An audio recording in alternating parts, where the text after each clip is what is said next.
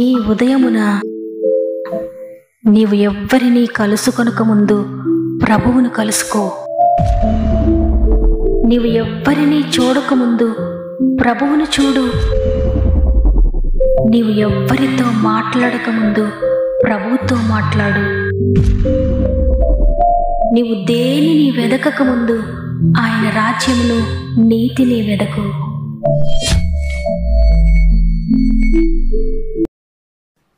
Praise the lord. ఈ ఉదయకాలమున God first అనే ఉదయకాల ధ్యానములకు మిమ్మల్ందరినీ మరొకసారి హృదయపూర్వకంగా ఆహ్వానిస్తూ, ప్రభు అయిన యేసుక్రీస్తు నామములో మీ అందరికీ నా యొక్క శుభములు తెలియజేస్తున్నాను. మీరు ఎలా ఉన్నారు దేవుని బిడ్డలారా? ఒకవేళ మీ పరిస్థితులను బట్టి, మీ అనారోగ్యాలను బట్టి మీరు ఎంతగానో అలసిపోయారా? మానసికంగా నలిగిపోతూ ఉన్నారా? ఏ పోరాటంలో మీరున్నా మీ ప్రతి పోరాటమును మీకు బదులుగా చేయడానికి యేసయ్య ఉన్నారో. నీ బాధనంతా సిలువపై భరించారు ఆయన. కాబట్టి మీ పరిస్థితులు ఎలా ఉన్నా ప్రభు మీద పూర్తిగా ఆధారపడండి. ఆయన నమ్మదగిన వాడు. ఈ లోకంలో అందరూ నేను విడిచినా నిన్ను లేవనెత్తేవాడు, నిన్ను నిలువబెట్టేవాడు ఆయన మాత్రమే. కాబట్టి ఆయనను బట్టి, ఆయన ఇచ్చే వాగ్దానాన్ని బట్టి ధైర్యం తెచ్చుకోండి. మీలో ఎవరికైనా ప్రే రిక్వెస్ట్ ఉంటే తప్పకుండా కామెంట్స్ ద్వారా నాకు తెలియచేయండి. ఎందుకంటే మీ ప్రతి కామెంట్ను చదివి మీ అందరి కొరకు మేము ప్రతిదినము ప్రార్థిస్తున్నాం. ఈ మాటలు వింటున్న మీరు కూడా మీకు అనుకూలమైతే తప్పక కామెంట్స్ చదవండి. అనేక మంది బిడ్డలు ఎంతో బాధలో ఉన్నారు, ఎన్నో శ్రమల్లో ఉన్నారు. ఈ వాక్యం చివరిలో మనందరం కూడా కలిసి అందరి కొరకు ప్రార్థన చేద్దాం. ప్రతి ఒక్కరిని గురించి నేను ప్రార్థిస్తున్నాను, మీరు కూడా ఏకీభవించండి. ఎంతమంది హృదయపూర్వకంగా ఏకీభవిస్తున్నారో ప్రతి ఒక్కరిని పరిశుద్ధాత్మ దేవుడు దర్శించబోతున్నాడు.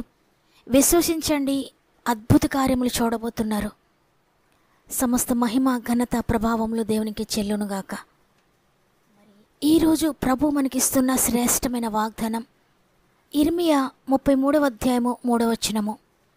నాకు మొర్రపెట్టుము, నేను నీకు ఉత్తరమిచ్చేదను. నీవు గ్రహింపలేని గొప్ప సంగతులను, గూఢమైన సంగతులను నీకు తెలియజేతును. ఆమెన్. అనేక సార్లు ఈ వాగ్దానం ద్వారా దేవుడు మనతో మాట్లాడారు. అయితే ఈరోజు ప్రత్యేకంగా దేవుడు మరలా ఇదే వాగ్దానాన్ని అనుగ్రహించారు మనకు. నేను ఆయన సందులో ప్రార్థిస్తున్నప్పుడు ఇర్మియా 33వ అధ్యాయము 3వ వచనాన్ని దేవుడు నాకు అనుగ్రహించారు. ఎందుకంటే దేవునితో డైరెక్ట్గా మాట్లాడే ఒక గొప్ప అవకాశాన్ని దేవుడు అనుగ్రహించాడు. ఆయన మామూలు మనిషి కాదు, ఒక అధికారి కాదు, ఒక మంత్రి కాదు, ఒక ముఖ్యమంత్రి కాదు, ఒక ప్రధానమంత్రి కాదు. కానీ సకల విశ్వాన్ని, సర్వ సృష్టిని సృష్టించిన సృష్టికర్త అయిన దేవుడు ఆయనకు ప్రార్థించే అవకాశాన్ని, ఆయనతో డైరెక్ట్గా తండ్రి అని పిలిచి మాట్లాడే అవకాశాన్ని ఆయన మనకు అనుగ్రహించారు.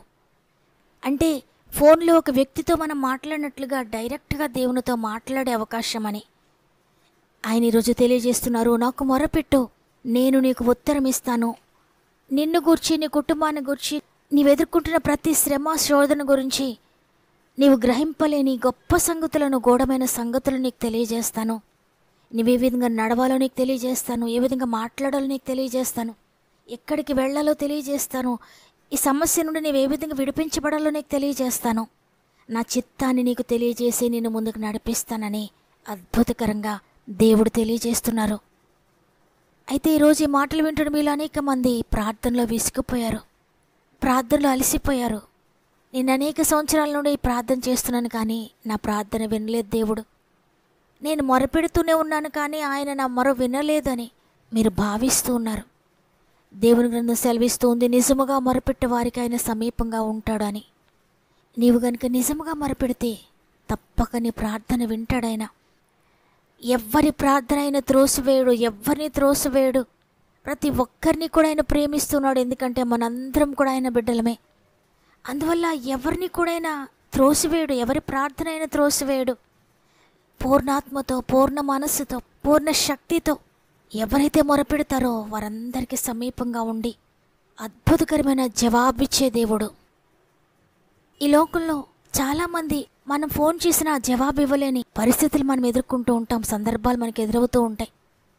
కారణం ఏంటంటే వారి అవసరత తీర్చలేని స్థితి, బలహీనత, అసమర్థత వారు కలిగి ఉన్నారు. కాబట్టి జవాబు ఇవ్వలేకపోవచ్చు ఒక్కొక్కసారి. వారి అవసరతను నేను తీర్చలేను, వారికి నేను సహాయపడలేను అన్న సందర్భాల్లో వారి ఫోన్ కాల్ను రిసీవ్ చేసుకోవడానికి ఎంతగానో సందేహిస్తారో నేను వారికి జవాబు ఎలా ఇవ్వగలను, నేనేం చేయగలనని సందిగ్ధంలో ఉండటం జరుగుతుంది.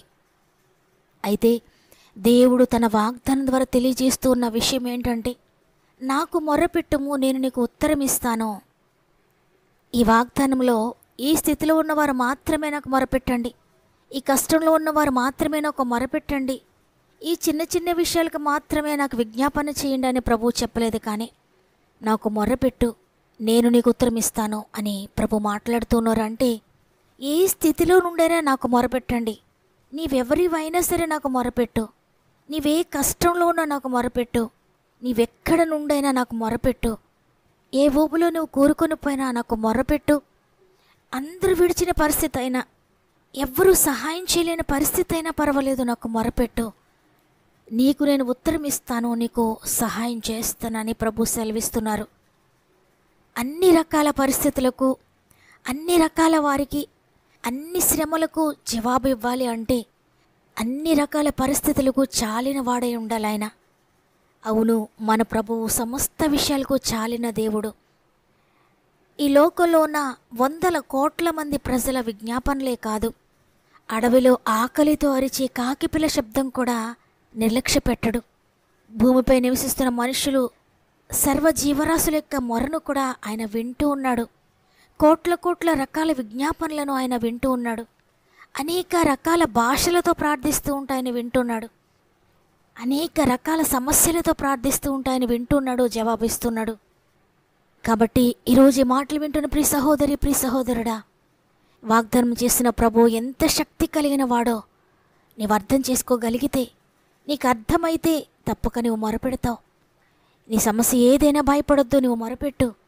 నీవు మొరపెడితే సృష్టికర్త నీ జీవితంలో నూతన సృష్టి చేయబోతున్నాడు, నూతన కార్యములు చేయబోతున్నాడు, నూతన ఆరోగ్యం ఇవ్వబోతున్నాడు. నీకు తెలియని, నీకు సాధ్యం కాని విషయాలు ఆయన నీ జీవితంలో జరిగిస్తాడు. యెషయా గ్రంథము 64:4 ఉంది, తన కొరకు కనిపెట్టు వారి విషయమై నీవు తప్ప తన కార్యము సఫలము చేయ మరి ఏ దేవునిని ఎవడు ఏ కాలమును చూచి ఉండలేదు అని. చూడండి, ఎంత ఆశ్చర్యకరమైన విషయం. తన కొరకు ఎవరైతే కనిపెట్టుకుంటారో వారి విషయమై ప్రభు తప్ప వారి కార్యమును సఫలము చేసే దేవుడు ఇక ఏ కాలములో ఎవరు కూడా లేరు, ఎవరిని ఎవరు చూచి ఉండలేదు అని భక్తుడు సెలవిస్తున్నాడు. అవును, అందుకే ఎవ్వరూ చెప్పలేని మాట ఆయన చెప్తున్నారు. నాకు మొరపెట్టు, నీవే పరిస్థితుల్లో ఉన్న మొరపెట్టు, నేను నీకు ఉత్తరం ఇస్తాను, అనేక అద్భుత కార్యాలు నీ జీవితంలో జరిగిస్తానని. కాబట్టి ఈరోజు ఈ మాటలు వింటున్న ప్రియ సహోదరి, ప్రియ సహోదరుడా, ప్రార్థనలో అలసిపోయారా, విసిగిపోయారా? దేవుడు నా ప్రార్థన వినడం లేదని ప్రార్థన మానివేసి మౌనమైపోయారా? ఈరోజు దేవుడు నీతోనే మాట్లాడుతున్నారు, నాకు మొరపెట్టు, నేను మీకు ఉత్తరం ఇస్తానని. కాబట్టి ఈరోజు మీరే పరిస్థితిలో ఉన్న ప్రార్థించండి. ప్రార్థన చేయలేని కార్యం ఏదీ లేదు, ప్రార్థన ద్వారా జరగలేని కార్యం అంటూ ఏదీ లేదు.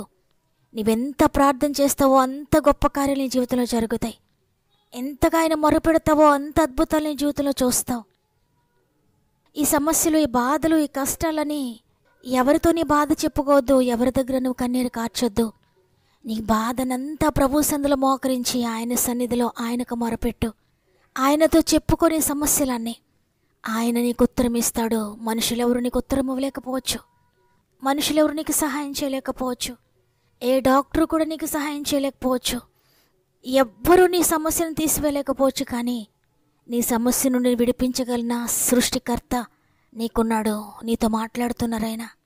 కాబట్టి ఈరోజు అవునయ్యా, ప్రార్థన చేయని పాపిని తండ్రి, నేను సమస్యలున్నాయి, బాధలున్నాయని ఏడుస్తున్నాను, బాధపడుతున్నాను, అనేక మంది దగ్గరికి వెళ్ళిన సమస్యలు చెప్పుకుంటున్నాను, కానీ నీ సన్నిధిలో మోకరించలేకపోతున్నానయ్యా, ప్రార్థించలేకపోతున్నానయ్యా, నన్ను క్షమించండి తండ్రి, ప్రార్థన చేయని పాపిని నేనని మనందరం కూడా హృదయపూర్వకంగా ఆయన సన్నిధిలో ఒప్పుకుంటూ ఇక నుండి నేను నీకు మొరపెట్టుకుంటానయ్యా, ఇక నుండి ప్రార్థిస్తానయ్యా అని అందరం ఒక్క నిమిషం మోకరించి ప్రార్థన చేద్దాం. తండ్రి నీకు వందనాలు, మరి ఒక దినము మాకు అనుగ్రహించారయ్యా. ఈ నూతన దినమున మేము ఏ విధంగా నేను స్తుతించగలుగుతున్నామంటే కేవలం నీ కృప తండ్రి. మీరిచ్చిన ఈ కృపను బట్టి నీకు స్తుతులు చెల్లిస్తూ ఉన్నాను. నాకు మొర్రపెట్టు నీకు ఉత్తరం ఇస్తానని సెలవిచ్చారు. అవునయ్యా, నీకు మొర్రపెట్టకనే మేము అనేక కార్యాలు చూడలేకపోతున్నాం. ప్రార్థన చేయలేకే మేము అనేక విషయాలు ఓడిపోతున్నాం. ప్రార్థన జీవితం లేకే ఆత్మీయంగా పడిపోతున్నామయ్యా. ప్రార్థన శక్తి లేకే మేము ప్రతి విషయంలో కూడా దిగజారిపోయి ఉన్నామయ్యా. పరిశుద్ధాత్ముడా, ఈరోజు మరి ఒకసారి నీ ప్రార్థనాత్మతో నింపండి. నీ ప్రార్థన శక్తిని ప్రతి బిడ్డకు దయచేయండి. యాకోబు వలె ప్రార్థనలో పోరాడడానికి సహాయం చేయండి. దానియేలు వలె ముమ్మారు ప్రార్థించడానికి సహాయం చేయండి. దావీదు వలె దినమునకు 7 మార్లు ప్రార్థించడానికి సహాయం చేయండి. ఎస్తేరు వలె ఉపవాసం ఉండి ప్రార్థించడానికి సహాయం చేయండి. హన్నా వలె దేవుని సందులో పడి ఎలుగెత్తి మొరపెట్టుకోవడానికి సహాయం చేయండి. నైనా మా ఆత్మీయ కుటుంబములు ప్రతి ఒక్కరిని గొప్ప ప్రార్థనా పరులుగా చేయండి. ప్రార్థన ద్వారానే అన్ని విషయాల్లో జయం పొందుకోవడానికి ఆత్మీయ నేత్రాలు తెరవండి తండ్రి. ఎవరు కూడా ఓడిపోయిన స్థితిలో ఉండకూడదయ్యా. ఎవరు కూడా నష్టపోయిన స్థితిలో ఉండకూడదయ్యా. ఎవరు పడిపోయిన స్థితిలో ఉండకూడదు. నైనా తిరిగి లేవనెత్తబడాలి తండ్రి. మరి ముఖ్యంగా అనేక మంది బిడ్డలు వారి ప్రార్థన విన్నపము మాకు తెలియజేస్తున్నారు. వారందరి కొరకు మేము కలిసి ప్రార్థిస్తున్నాం. ఏకీభవించి ప్రార్థిస్తుండగా అద్భుతాలు జరిగించండి అయ్యా. పాపముతో శాపముతో ఉన్న వారందరినీ విడిపించండి.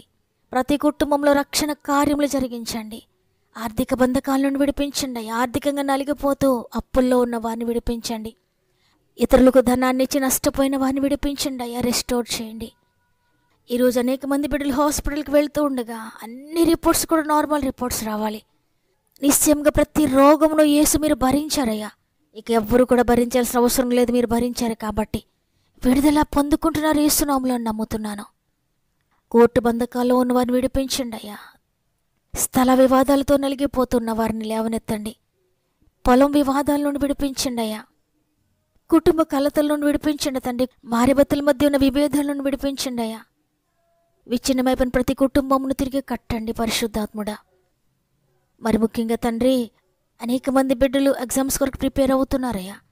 10th class exams, intermediate exams, degree, ఇంకా ఏ కాంపిటేటివ్ ఎగ్జామ్స్ కొరకు ప్రిపేర్ అవుతున్నా జ్ఞానాత్మతో నింపండి, జ్ఞాపక శక్తితో నింపండి. ఎవరైనా ఇంటర్వ్యూస్కి వెళ్తూ ఉంటే నీ జ్ఞానాత్మతో నింపి నడిపించండి. గృహాలు కట్టుకుంటున్న వారికి మీరు తోడేయండి తండ్రి. గృహాలు లేని వారికి చక్కటి గృహాలు దయచేయండి. గర్భఫలం లేని బిడ్డలందరి గర్భాలు తెరవండి అయ్యా. ఉద్యోగాలు లేని బిడ్డలకు ఉద్యోగాలు దయచేయండి. వివాహాలు కాక ఒంటరిగా ఉన్న వారందరికీ చక్కటి వివాహాలు జరిగించండి అయ్యా. గర్భంతో ఉన్న బిడ్డలందరినీ కూడా జ్ఞాపకం చేసుకోనండి. చక్కటి సేఫ్ డెలివరీస్ దయచేయండి. ఈరోజు పుట్టిన రోజులు, పెండ్లి రోజులు జరుపుకున్న వారందరినీ కూడా జ్ఞాపకం చేసుకోండి. ఇచ్చిన నూతన సంవత్సరం అంతా మీరు తోడుగా ఉండి ముందుకు నడిపించండి. ఇది మనం ప్రారంభిస్తుండగా రోజంతా మా ఆత్మీయ కుటుంబానికి తోడుగా ఉండండి. ఉద్యోగాల్లో తోడుగా ఉండండి. ప్రమోషన్ కోసం ఎదురు చూస్తున్న వారికి ప్రమోషన్స్ దయచేయండి. ట్రాన్స్ఫర్స్ కోసం ఎదురు చూస్తున్న బిడ్డలకు ట్రాన్స్ఫర్స్ దయచేయండి. వ్యాపారాలను దీవించండి. చేతి పనులను దీవించండి. డ్రైవింగ్ చేసిన బిడ్డలందరికీ తోడై ఉండండి. ఈ దినము ఏ పని ప్రారంభిస్తూనే ఎక్కడికి వెళ్తున్నా మీరు తోడుగా ఉండి ముందుకు నడిపిస్తారని యేసయ్య పరిశుద్ధమైన నామములో అడిగి వేడుకుంటున్నాను తండ్రి. ఆమేన్. ఎవరు నాకు జవాబు ఇవ్వడం లేదని బాధపడుతున్న ప్రియ సహోదరుడా, ప్రియ సహోదరి, ఎంత మాత్రము కృంగిపోవద్దు. జవాబు ఇవ్వడానికి నేనున్నాను. నాకు మొరపెట్టని ఈరోజు దేవుడు వాగ్దానం ఇచ్చారు. నీకే బాధ ఉన్నా ఆయనను పిలువు. ఆయన వస్తాడో నీ కార్యమును ఆయన సఫలం చేస్తాడు.